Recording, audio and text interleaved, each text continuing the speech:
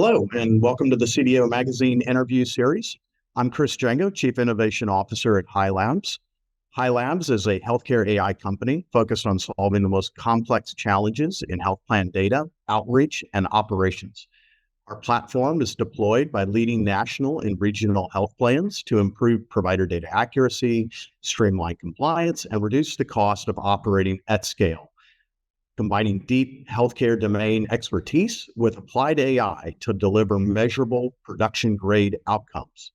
Today, I have the pleasure of speaking with Muralidhar Vemulapalli, Chief Enterprise Architect and Acting Chief Technology Officer at Arkansas Blue Cross Blue Shield. Murali, thanks for joining us today.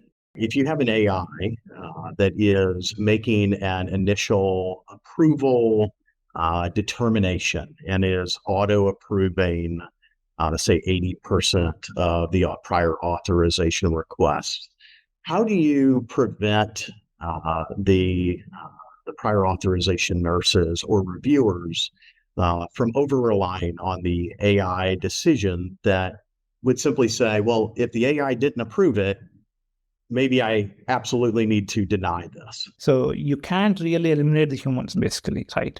That's where the collaboration, cross-collaboration comes into picture, where you trust and verify. That's always going to be there, no matter what it is.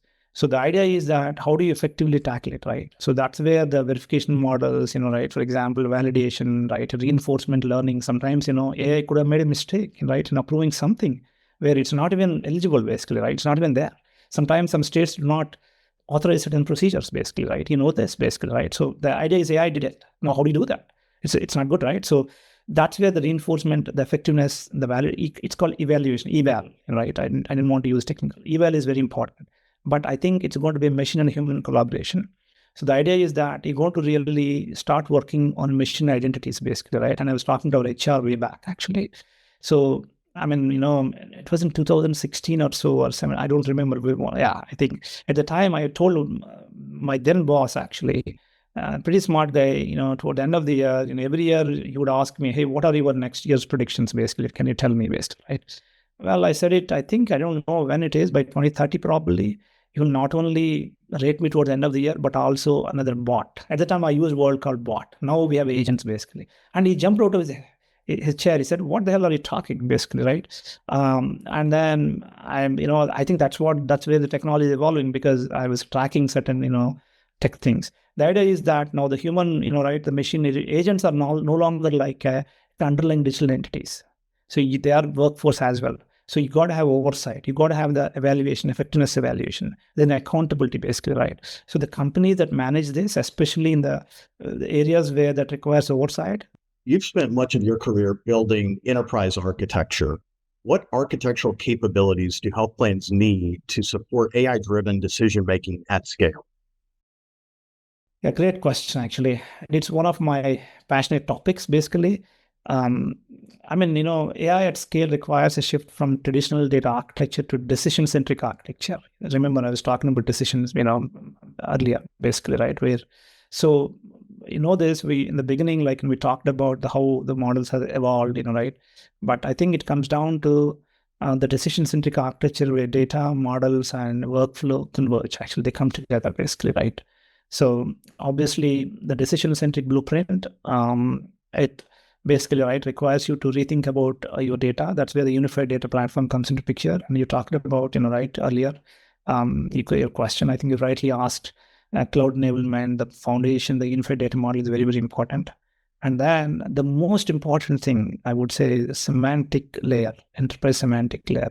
It's no longer the humans who are consuming, right? You're not the developer who knows the name of the column, ABCD. He or she knows, what the ABCD stands, but machine wouldn't know. How do you define that? Establishing literacy and then defining the semantic layer is very, very important. I'm seeing the organizations, right, who are gaining a massive advantage, actually, with this, basically, right? That's the shift. And then, of course, you got to, when you have this data and then you have the meaning of the data, now you need to implement, obviously. That's where the orchestration comes into picture. You have to invest into those platforms, and then you have to kind of, leverage them, and then, right? You got to keep those AI responsibility principles, so on and so forth. And then obviously, you have the data, you have the AI now, but how do you really go integrate with the systems, right? Existing systems and cross collaboration. That's where interoperability fabric comes into picture, right? How do you interoperate, basically, right? And then I was talking about context and rich decision making. It's very important. And when you have the AI operating, obviously, right, observability, governance, value tracking is very important. And then I think we touched upon those. And the bottom line, winning architectures convert intelligence into action. Security, consistency is very important. And then, of course, at scale. Right. Thank you so much. When you sit down with a CEO or your board of directors today, what technology and data capabilities do you believe will distinguish the market-leading health plans from the rest of the industry by 2030? Wow, it's a loaded question, actually, right? Kind of 2030, great. I think the leading health plans, I think, in my opinion, will be defined not by the volume of the data they process or they have in their possession, but by how effectively they convert data into real time and economically optimized decisions, basically, right? And there are different capabilities, right, that come into play here. Enterprise decision platforms, right? How do you really, the decisioning is important, the next best actions, the opportunities, just-in-time decisions, basically, right? The right message to the right person at the right time and right place, the 4 Ops, basically, which I use constantly. That's very important. And then, obviously, we talked about interoperability, real-time interoperable data products. You got to think about domain, basically. Data doesn't mean that you have a dump of the data sitting there, basically, right? No, you got to really build the domain. So there has to be domain level accountability so that, you curate the data and then, you kind of, make it available, basically, right? So that for the contextual decision making. And then obviously, provider, intelligence is a strategic asset. We talked about how important it is, basically, right? The network and the care decisions. And fourth is one of these things, right? Which again, I'm forecasting, basically. AI native operating models. Remember we talked about, the agent versus human, basically, right? Human led and, AI driven, basically. So it's going to be machines. Now, joint ownership of outcomes across business and technology with AI embedded in workflows. So you got to reimagine the workflows, right? That's the really important thing. And obviously, intelligence and economic intelligence and optimization, right? Intelligence on your performance, and then the cost, quality, and experience through continuous learning is very important. How cost is like GLP, for example. All of a sudden, right? Kind of hospital admission costs are shooting up, right? And then GLP-1 utilization has increased. The idea is, how do you really effectively balance it, basically, right? How do you understand? How do we work together, like rather than working in silos? How do we work together as a system, right? I think everyone has a chance to play here, in my opinion. And of course, trusted AI at scale, basically, right? Governance, transparency, is very, very important. These are the 6 pillars that come into play as far as adopting AI is concerned. AI and data infrastructure investments are capital intensive.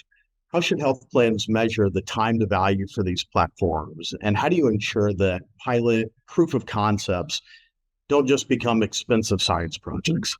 Yes. Okay, yeah, very important. Great question, Chris. I think the primary barrier to AI impact in health plans is not algorithmic capability. I think, it is operational deployment. Some of the leaders here, they have these, tech executives that address this through various principles, actually, right? So there are 3 that come into mind here, honestly, so of course you can apply that depending upon your organization model, how it is set up, the culture and all that influence it. But these 3 pillars, in my opinion, they're very, very important, okay? The first is, workflow first funding it. You continue to hear workflow. I know I covered quite a bit. Actually, workflow is very important with this. And another it is for the business outcome, right? So model can be great. It's like it could be great on the paper. But if business sponsor cannot really identify as associate an opportunity there, for a workflow and a decision point, AI will not be useful, actually, right? So the value happens at the point of integration, not at the point of insight alone, basically. That's very important. So the second thing is, the time to value, basically. So micro capabilities, right? I talked about, less is more, basically, right? And fail fast, basically, right? Don't go big bang, basically. Start with it, just deploy it to deliver measurable outcomes, right? In a stipulated time, basically, right? You look after the single workflows. Prior auth rule. For example, embarking in my career when we had, early, 2023, I think around 23, 24, 23, when we had the AI opportunity, people were not sure. So we used it for letter generation capabilities. Denials, basically, right? It's great. I mean, it did a great job, honestly. Like, it was so effective, basically, right? And then, of course, the third is the dynamic ROI tracking as an part and parcel of your life cycle. So it's like value realization is not a post-mortem exercise. So modern decision-centric architectures include built-in tracking layers that continuously monitor the data between AI recommendations and operational outcomes. That's very important. So you got to really attribute the performance of the model to the business outcomes, basically, right? What exactly is we are trying to solve? Is it like, improvement of the productivity? Are you trying to reduce the cycle time? Are you increasing the quality? Are you eliminating the burden, right? On the nurses, clinicians, and so on and so forth, basically, right? So, I think the cure of AI fatigue in the boardroom, which I hear often, is strict economic accountability, in my opinion. So it's no longer an R&D, no longer exploration tool. Instead, it's an opportunity to make the difference. The question is, how do you really align on operational needs, basically? Fantastic answer. So, closing question. 10 years from now, do you think health plans will be remembered as organizations that process claims or organizations that predict and prevent health risks?